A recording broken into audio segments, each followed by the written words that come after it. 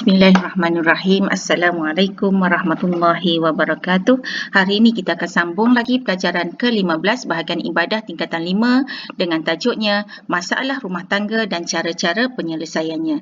Dalam video yang sebelum ini Ustazah dah terangkan tentang talak dan hari ini kita akan masuk unit yang kedua iaitu tentang rujuk rujuk penawar bagi talak.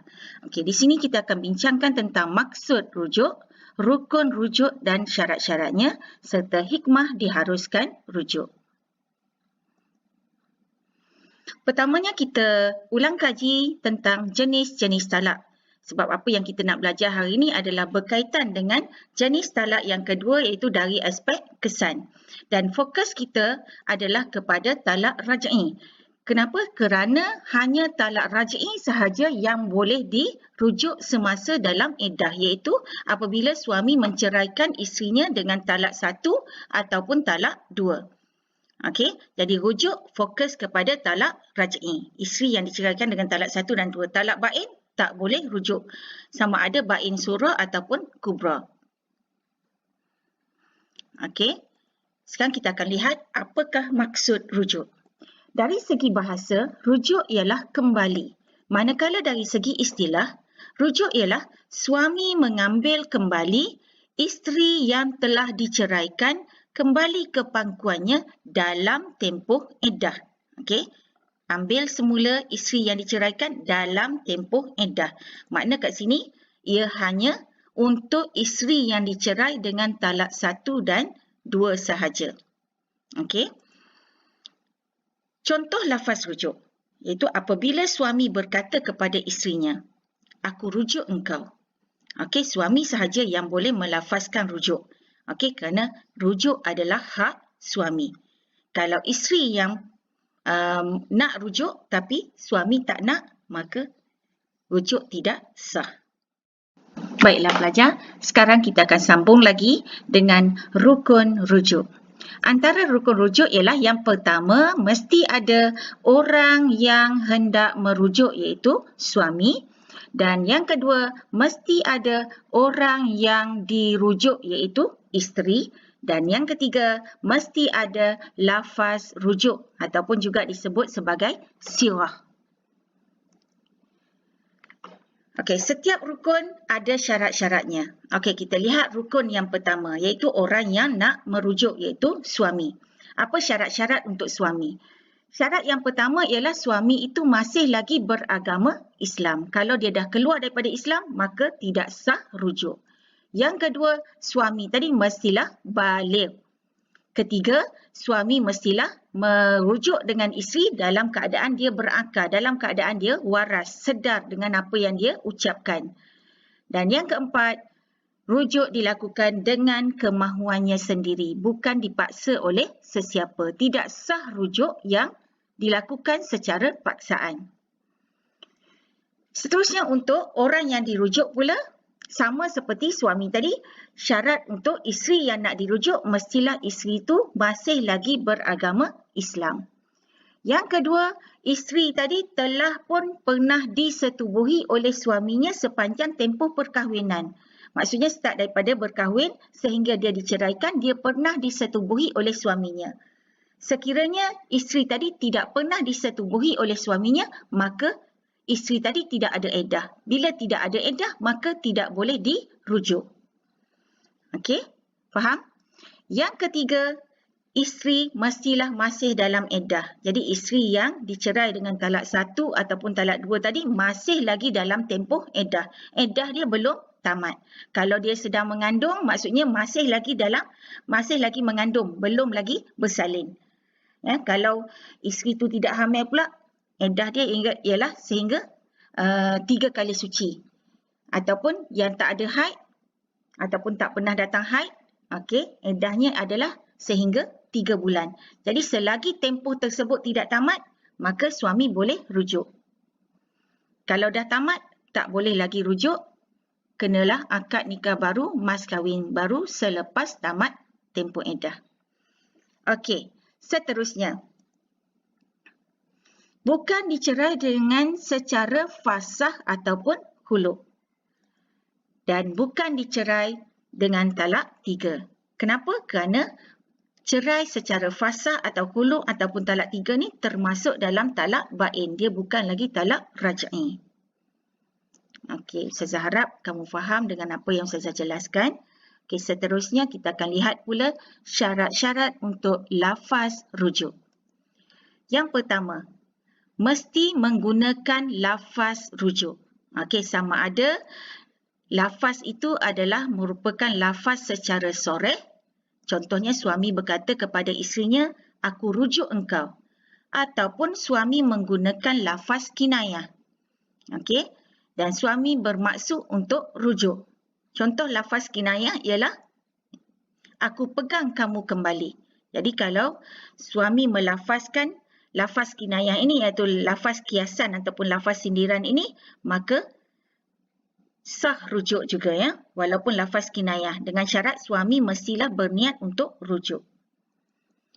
Yang kedua, lafaz rujuk ini mestilah tidak bertaklid. Apa maksud bertaklid? Maksudnya tidak disandarkan kepada apa-apa syarat. Sekiranya disandarkan kepada syarat, maka rujuk tadi tidak sah. Contoh suami berkata kepada isterinya, aku rujuk jika engkau setuju. Perkataan jika engkau setuju di sini adalah lafaz taklid. Maka tidak sah rujuk tadi. Suami hanya boleh menyebut aku rujuk engkau. Tidak perlu disambung dengan apa-apa syarat. Bila ada sebarang syarat, maka tidak sah rujuk tadi. Okey, faham ya? Dan yang ketiga, tidak ditentukan masa. Tidak ditetapkan satu tempoh masa untuk dia rujuk. Jadi tidak sah jika suami berkata kepada isterinya, aku rujuk engkau selama 3 bulan. Maksudnya lepas 3 bulan, cerai balik. Itu juga tidak sah. Tidak boleh ditentukan masa. Okey, jadi jelas di sini ada 3 syarat untuk lafaz rujuk. Yang pertama, mesti guna lafaz rujuk. Yang kedua, tidak boleh bertaklid. Dan yang ketiga, tidak boleh ditentukan masa. Okey, Ustazah harap semua anak-anak faham apa yang Ustazah jelaskan. Okey, seterusnya, kita akan lihat pula hikmah diharuskan rujuk ni. Kenapa Islam membenarkan rujuk? Apa rahsia di sebaliknya? Okey, kita akan lihat satu persatu. Antara hikmah diharuskan rujuk ialah yang pertama, memberi ketenangan jiwa kepada pasangan suami isteri yang terpisah kerana salah faham. Jadi kalau suami melafazkan talak kepada isteri dalam keadaan dia salah faham, dia syak sesuatu dan melafazkan talak pada isteri tadi. Dan bila dia dah sedar, dah tahu bahawa perkara itu sebenarnya adalah salah, jadi mesti dia akan rasa nak perbaiki balik hubungan tadi. Jadi, bila Islam mengharuskan rujuk, maka ini boleh memberi ketenangan jiwa kepada pasangan yang terpisah tadi. Okey. Yang kedua, bertepatan dengan fitrah manusia yang ingin kembali ke pangkal jalan selepas melakukan kesalahan. Yang ketiga, dapat menyambung kembali hubungan yang terputus tadi. Dan yang keempat, dapat menyatukan semula keluarga yang terpisah. Sebab bila berlaku perceraian, maka suami dengan isteri memang akan berasingan, anak-anak juga akan berhadapan dengan masalah. Ada yang ikut ibunya dan ada yang ikut bapanya. Maka apabila berlakunya rujuk, maka keluarga yang terpisah tadi akan bersatu semula. Dan ini akan memberikan kebahagiaan kepada keluarga tadi. Okey, seterusnya. Kita lihat pula kesan rujuk kepada anak-anak. Okey, kita lihat sebelum ni bila berlaku perceraian, anak-anak akan sangat terkesan dengan perceraian ibu bapa. Sehingga kadang-kadang ada yang menimbulkan masalah-masalah sosial disebabkan perceraian ibu bapa. Okey, jadi bila ibu bapa yang bercerai tadi rujuk semula, maka sudah pastilah orang yang paling gembira adalah anak-anak. Di mana kerana mereka akan mendapat kembali kasih sayang yang hilang tadi. Kemudian anak-anak juga yang sebelum ni mungkin terjebak dengan gejala sosial, anak-anak ini mungkin dapat tidak lagi terjebak dengan gejala sosial. Kenapa? Kerana ada ibu bapa yang akan memberi perhatian kepada mereka, memberi tumpuan kepada mereka untuk mendidik dan membimbing mereka ke jalan yang benar. Kemudian yang ketiga, anak-anak akan kembali ada tempat bergantung kerana ibu bapanya telah bersama semula. Okey, itu antara hikmah yang boleh Ustazah sampaikan kepada kamu. Okey, banyak lagi sebenarnya hikmah lain, kebaikan lain di sebalik rujuk ni. Okey, seterusnya kita lihat cara-cara rujuk. Okey, tadi Ustazah dah sebut cara nak rujuk. Yang pertama mesti menggunakan lafaz rujuk. Dan rujuk ini sebenarnya tidak memerlukan persetujuan daripada isteri. Sebab apa? Sebab rujuk adalah hak suami. Tetapi meminta izin itu adalah lebih baik. Suami pergi kepada isterinya, bincang elok-elok, minta izin untuk berbaik semula. Kenapa perlu minta izin? Sedangkan itu adalah hak suami. Ini adalah sebagai untuk menghormati isteri dan menjaga keharmonian rumah tangga. Kalau suami rujuk dengan isteri sedangkan isteri tidak bersetuju, kemungkinan nanti isteri tidak menjalankan tugas dan tanggungjawab dia sebagai seorang isteri dengan baik.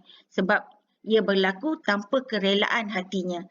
Jadi daripada menyusahkan kehidupan seterusnya, lebih baiklah berbincang untuk menentukan sama ada nak rujuk ataupun tidak.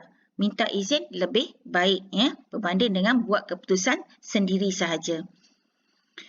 Okey, seterusnya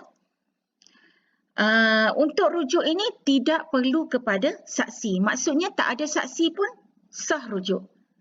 Tetapi lebih baik sunat jika ada 2 orang saksi. Okey. Dan mengikut undang-undang kita di negara kita ni, di Malaysia, suami perlulah melafazkan rujuk di mahkamah syariah sebagai memenuhi peraturan pentadbiran hukum syarak negeri untuk mengelakkan sebarang fitnah, mengelakkan sebarang masalah di kemudian hari. Jadi lebih baik, memang disyaratkan mesti melafazkan rujuk di mahkamah syariah. Sebagai penutup tajuk kita pada hari ini, mari kita hayati hadis Rasulullah berkenaan dengan 3 perkara yang tidak boleh dijadikan bahan gurauan. Hadis ini diriwayatkan oleh Abu Hurairah radhiyallahu anhu, di mana Rasulullah sallallahu alaihi wasallam bersabda, "Salasun jidduhunna jiddun wa hazluhunna jiddun, an-nikahu wat-talaqu war-raj'atu." Maksudnya, 3 perkara yang seriusnya dianggap bersungguh-sungguh dan gurauannya dianggap bersungguh-sungguh, iaitu nikah, cerai dan rujuk semula selepas talak. Hadis riwayat Abu Daud.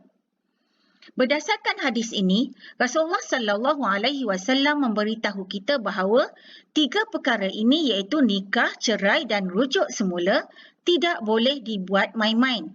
3 perkara ini apabila cukup syarat-syaratnya, walaupun dilafazkan dalam keadaan bergurau, ia dikira sah. Oleh itu, berhati-hatilah dalam setiap tindakan yang kita buat, yang kita lakukan. Selesailah sudah tajuk kita pada hari ini. InsyaAllah kita akan jumpa lagi dalam video yang seterusnya tentang iddah. Sebelum itu, jom kita uji minda untuk tajuk rujuk kita pada hari ini. Penilaian bertulis. Bahagian A, isikan tempat kosong dengan jawapan yang sesuai.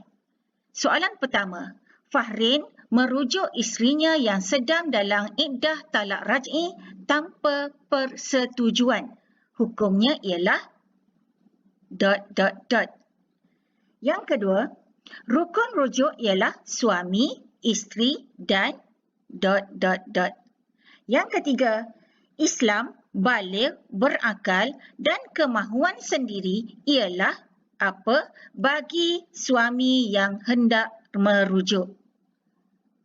Bahagian B, soalan 1, apakah maksud rujuk? Kedua, senaraikan 3 syarat sah rujuk bagi isteri. Yang ketiga, jelaskan 2 syarat sah sirah ataupun lafaz rujuk. Yang keempat, jelaskan 2 hikmah rujuk kepada pasangan suami dan isteri. Seperti biasa, tulis jawapan dalam kertas kajang ataupun PowerPoint dan hantar kepada Ustazah. Jangan lupa tulis nama pada kertas jawapan. Selamat belajar. Assalamualaikum warahmatullahi wabarakatuh.